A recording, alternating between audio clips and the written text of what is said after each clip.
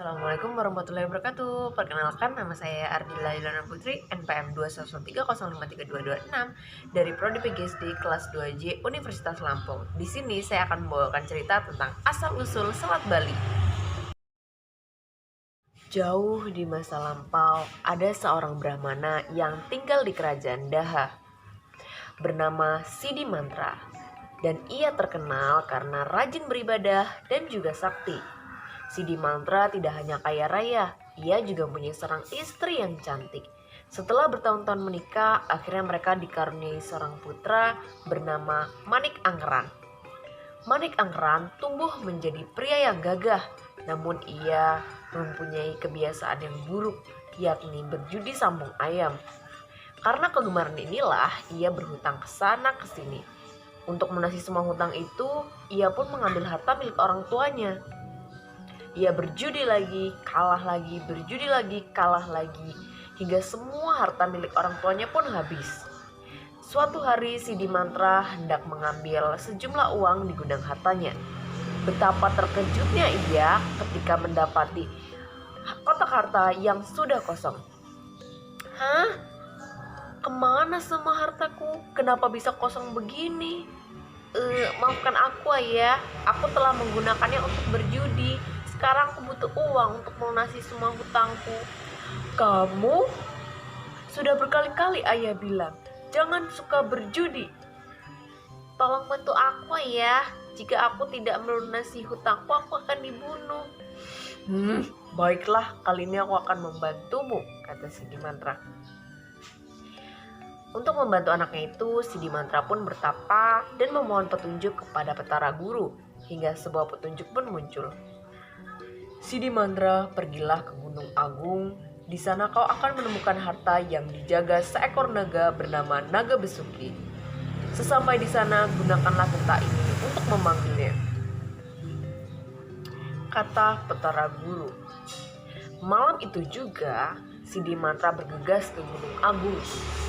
Sesampai di sana, setelah perjalanan panjang, ia sampai di bibir kawah. Kemudian ia membunyikan genta yang diberi oleh Petara Guru.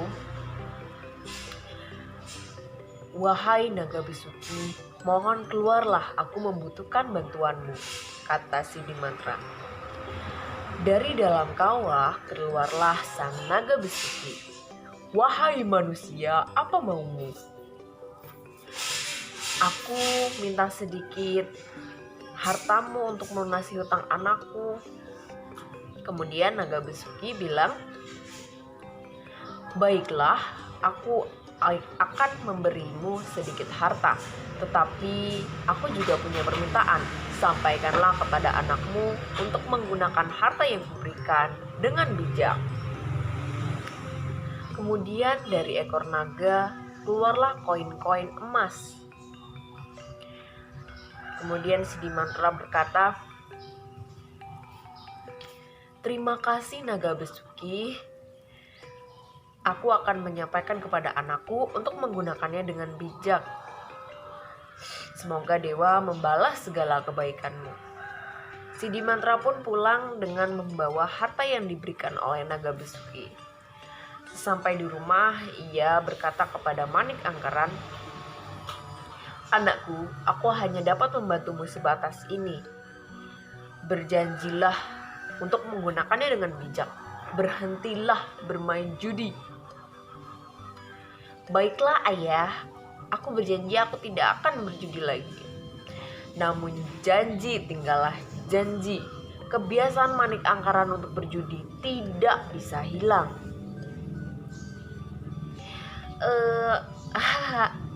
Maaf Ayah, bisakah kau membantuku lagi kali ini? Uang yang kemarin telah habis. Kau telah melanggar janjimu. Kali ini aku tidak bisa membantumu lagi. Manik Angkeran kebingungan karena ayahnya kali ini benar-benar tidak mau membantu. Kemudian ia bertanya kepada orang-orang, aduh, andai saja aku bisa mendapatkan harta yang banyak seperti ayah. Kemudian ada yang mengatakan, "Aku tahu dari mana harta ayahmu. Pergilah ke Gunung Agung, di sana kau akan bertemu seekor naga besuki. Bawalah genta untuk memanggil naga itu." "Benarkah genta yang ada di rumahku?" kata Manik Angkeran. Manik Angkeran pun bergegas pulang ke rumah untuk mengambil genta sang ayah. Setelah mengambil genta itu, ia pun bergegas ke Gunung Agung. Selama perjalanan, ia sedikit merasa ketakutan. Seram sekali hutan ini. Tapi aku tidak boleh menyerah demi harta yang banyak. Setelah sampainya di kawah Gunung Agung, ia membunyikan genta itu, hingga sang naga pun keluar dari persembunyiannya. Manik Angkeran ketakutan, tapi ia tetap memberanikan diri. "Wahai naga, ayahku Sidimantra, ia mengutusku kemari untuk meminta sedikit harta padamu." Naga besuki tahu bahwa Manik Angkeran telah berbohong. Namun karena merasa kasihan, ia, "Baiklah, aku akan menuruti permintaanmu." Kemudian dari ekor naga keluarlah intan dan emas. Manik Angkeran memperhatikan permata besar yang ada di ekor naga. Ia pun berpikir, jika aku bisa mendapatkan ekornya, pasti aku akan kaya. Kemudian tiba-tiba saja Manik Angkeran menebas ekor naga besuki. Wah, sang naga menjerit kesakitan. Kemudian Manik Angkeran berlari secepat mungkin menjauhi kawah itu. Naga besuki marah dan ia mengejar Manik Angkeran. Tetapi karena ekornya dipotong, ia menjadi lamban dan hanya bisa menatap jejak yang ditinggalkan Manik Angkeran. Ia pun menyemburkan api pada jejak itu. Api itu seolah mengejar Manik Angkeran hingga ia pun terbakar. Sementara itu, Sidimantra merasa khawatir dengan keberadaan anaknya. Ia pun mencari ke sana kemari. "Hei, apakah kau tahu di mana anakku berada?" ia bertanya kepada orang-orang. "Sepertinya ia pergi ke Gunung Agung untuk mencari harta," kata orang-orang. Sidimantra merasa ada yang tidak beres. Ia pun pergi ke Gunung Agung untuk mencari anaknya.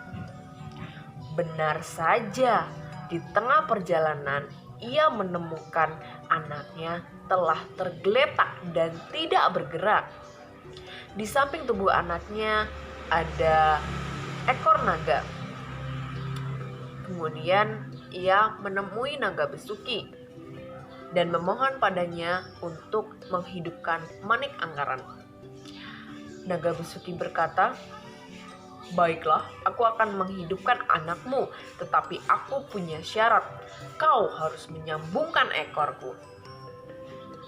Kemudian dengan kesaktiannya, Sidimantra dapat menyambungkan kembali ekor naga besuki. Dan naga besuki pun menepati janjinya. Ia mengeluarkan asap hitam tebal dari mulutnya. Dari asap hitam itu muncullah Manik Angkeran. Wah, di mana ini? "Manik, syukurlah, akhirnya kau bisa kembali," kata ayahnya. Manik berkata, "Maafkan aku ayah, aku berjanji tidak akan berbuat buruk lagi." "Aku telah memaafkanmu, tapi ketahuilah, kita tidak dapat hidup bersama lagi. Cobalah untuk hidup mandiri." Sidimantra pun menggunakan tongkatnya untuk membuat garis. Dari garis itu terbelahlah dua daratan, dan dari dalam tanah keluarlah air yang melimpah. Hingga saat ini, laut yang memisahkan Pulau Jawa dan Pulau Bali disebut Selat Bali, yang sekarang menjelma menjadi jalur penyeberangan yang sangat ramai. Pesan moral dari cerita ini adalah patuhilah orang tua kita dan ikuti nasihatnya. Jangan berbuat buruk, serakah, dan tamak, karena nantinya akan menyengsarakan diri kita sendiri.